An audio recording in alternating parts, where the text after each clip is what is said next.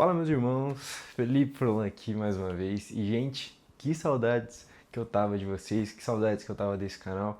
Ultimamente eu tenho estado bastante ocupado com a vida pessoal, faculdade, trabalho e o ministério da igreja. A gente tem trabalhado bastante no nosso canal do YouTube. Eu vou tentar deixar o canal aqui no card do vídeo para que vocês possam dar uma olhada. A gente tem produzido um conteúdo bem top, mas acaba que vai bastante esforço. Mas eu não podia deixar aqui parado por muito tempo, porque eu creio que da mesma forma que o Senhor tem para entregar algo lá, o Senhor tem para entregar algo aqui. E sem contar que eu tô em casa também, né? Então, que saudades de verdade que eu tava de vocês.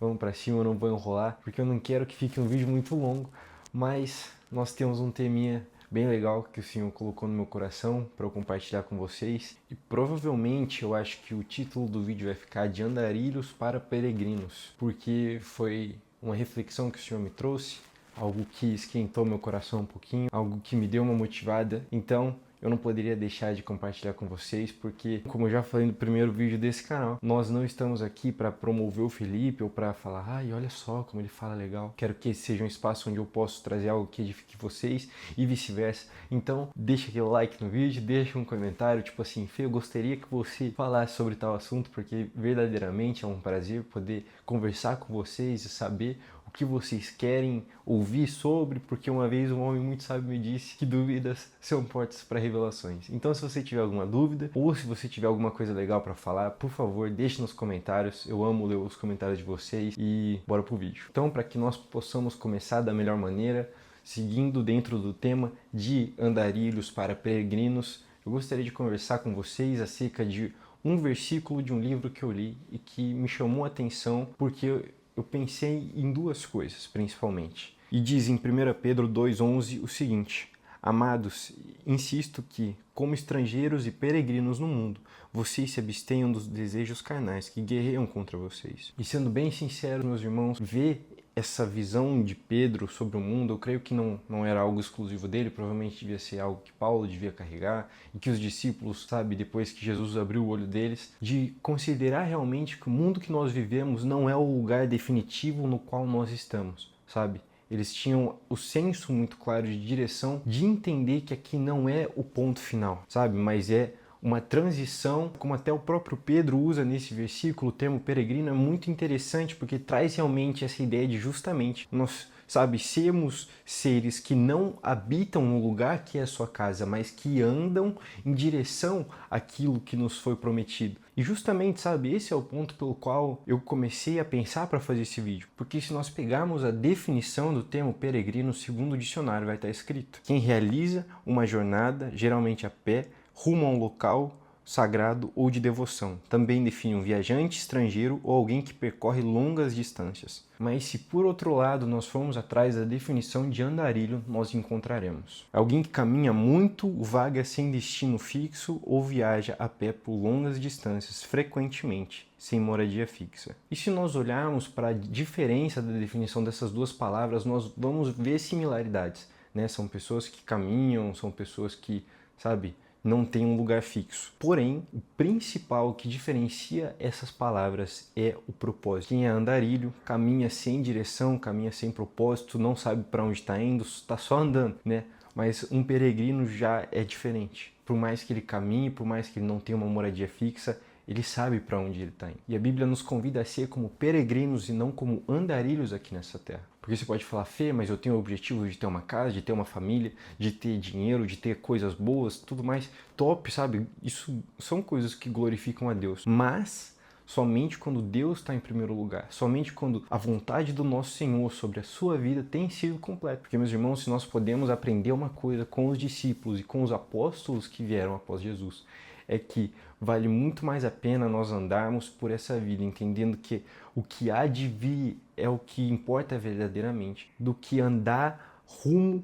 àquilo que não vale nada, do que andar rumo àquilo que não tem valor, aquilo que não traz um sentido verdadeiro. E é muito perigoso, meus irmãos, e muitas vezes nós precisamos, sabe, parar o caminho que nós estamos andando para avaliar se estamos andando verdadeiramente em direção àquilo que importa, ou se nós estamos andando em direção àquilo que não vale nada. E aí você pode me falar, Fê, mas como eu vou saber se eu estou andando de acordo com aquilo que vale alguma coisa ou de acordo com aquilo que não vale nada? Bom, nós obtemos a resposta para essa pergunta se nós olharmos para as nossas ações, para o nosso coração e vemos se Jesus tem estado em primeiro lugar. Sabe, eu não falo de tipo assim, é nós, Senhor, estamos fechadão, sabe? Não é isso que eu tô falando. É tipo assim, Senhor, se fosse preciso, eu abriria a mão de tudo isso por você, porque, sabe, você é o que verdadeiramente importa. Será que nós temos amado Jesus a esse ponto? Porque, meus irmãos, essa semana eu tava lendo uma parte de João e teve um trecho que quando eu li, deu tipo uma agulhada no meu coração, porque foi tipo assim, ó, fique esperto com o que você tá fazendo. Eu gostaria de compartilhar um pouquinho com vocês, sabe, seguindo nessa linha de raciocínio. E tá escrito em João 6, do 26 ao 27. Só que antes de ler, eu gostaria de dar um background para vocês um pouquinho.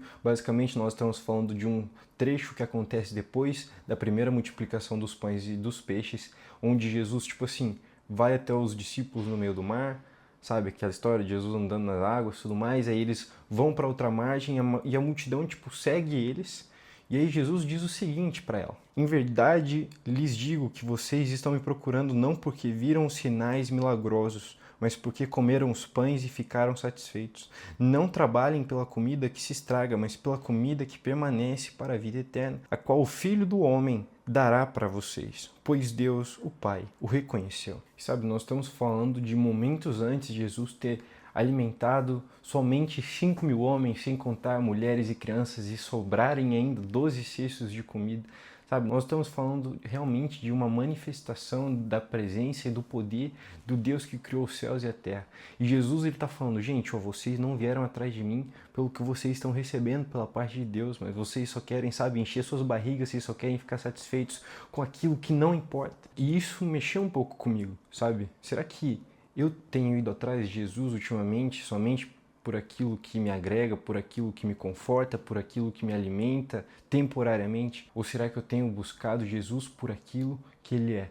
Os milagres, a manifestação da presença e do amor do nosso Senhor. Porque, sabe, é muito fácil nós vivemos uma vida de ignorância achando que a gente está fazendo a coisa certa, sabe? Ah, eu sou bom, olha só, eu leio a Bíblia tantos minutos por dia ou tantas horas por dia, olha só como eu oro bonito, como eu faço pose de adorador bonito na hora do louvor. Mas sabe, ainda assim o nosso coração pode estar tipo assim, eu preciso de Jesus só porque Ele multiplica os pães e os peixes. E sabe, isso parece ser uma linha muito tênue, mas a gente entende verdadeiramente onde está o nosso coração quando nós decidimos entregar a nossa vida por completo ao Senhor. Sabe, se tem algo aqui que ainda nos prende, provavelmente nós estamos correndo atrás de Jesus somente por causa dos pães e dos peixes. E sabe, meus irmãos, o próprio Jesus, um pouco antes, estava conversando com a mulher de Samaria, demonstra, sabe, ser verdadeiramente o Filho de Deus. Depois ela volta para o povoado, os discípulos vêm até ele e falam, mestre, come alguma coisa e tal. E ele fala algo que é muito importante relacionado nessa mesma linha de raciocínio. E em João 4, do 31 ao 34, vai estar escrito: enquanto isso, os discípulos insistiam a ele, Rabi, ou mestre, come alguma coisa? Ele, porém, lhes disse, tenho algo para comer que vocês não conhecem. Então, seus discípulos disseram uns aos outros, será que alguém lhe trouxe comida? Aí ele respondeu, a minha comida é fazer a vontade daquele que me enviou e concluir a sua obra. E sabe, meus irmãos, Jesus aqui está falando daquilo que verdadeiramente satisfaz ele. Porque se tem alguém que pode ensinar, sabe, acerca do que abre mão das coisas, acerca daquilo que verdadeiramente importa, é aquele que não só estava com Deus, mas sem Ele nada do que seria feito se fez. Sabe, aquele que entende verdadeiramente o propósito da vida e que tem alguma coisa para nos ensinar. E Jesus aqui deixa bem claro que aquilo que alimenta ele, que deixa ele satisfeito, é lógico que ele não está falando, sabe, do tipo, nossa, barrigona cheia, mas de certa maneira ele está falando, tipo, cara, isso é o que me deixa mais satisfeito, cumprir a vontade do meu Pai, fazer aquilo que verdadeiramente importa. Então, meus irmãos, que possamos refletir um pouquinho essa semana sobre esse tema, sabe, refletir um pouquinho se temos agido como andarilhos ou se temos vivido a identidade de peregrinos que nos foi entregue por Cristo Jesus no sacrifício da cruz. E mais uma vez, se vocês não conhecem o amor dele, eu posso dizer para vocês com toda certeza que não existe nada melhor para experimentar e ter um sentido para viver essa vida, senão por isso. Então, como última parte dessa mensagem, eu gostaria de falar que Jesus ama você, você tem um valor para ele, ele entregou tudo por você para que você pudesse enxergar isso.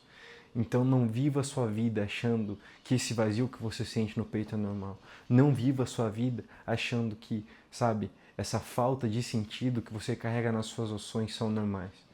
Porque existe, meus irmãos, um reino que há de vir. E ele será trazido por Cristo Jesus em toda a sua honra, glória e soberania. Então que possamos viver como aquelas mulheres que esperavam a chegada do noivo ansiosamente, carregando óleo extra em suas candeias, para que quando a hora chegasse, elas não fossem pegas desprevenidas. Porque, meus irmãos, o ponto não é só ir para o inferno ficar tomando esse petado do diabo.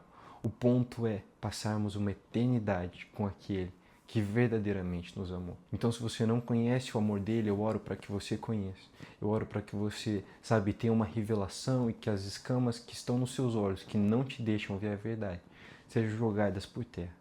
Meus irmãos, se vocês tiverem mais alguma vez alguma dúvida ou alguma coisa que vocês gostariam que eu falasse no próximo vídeo, por favor, deixem nos comentários. E eu estou planejando fazer perguntas e respostas para o especial de 500 inscritos desse canal, por mais que nesse momento nós estejamos meio longe. Então, me sigam também no Instagram, eu vou deixar ele aqui na descrição do vídeo, para que quando eu for fazer as perguntas e respostas, vocês possam mandar as perguntinhas de vocês, sabe, sem filtro, pode fazer a pergunta que você quiser. Meus irmãos, é um prazer estar aqui com vocês mais uma vez. Eu vou fazer o provável e o improvável para que nós possamos continuar na constância do canal, sem falhas dessa vez. Então me perdoem e até a próxima.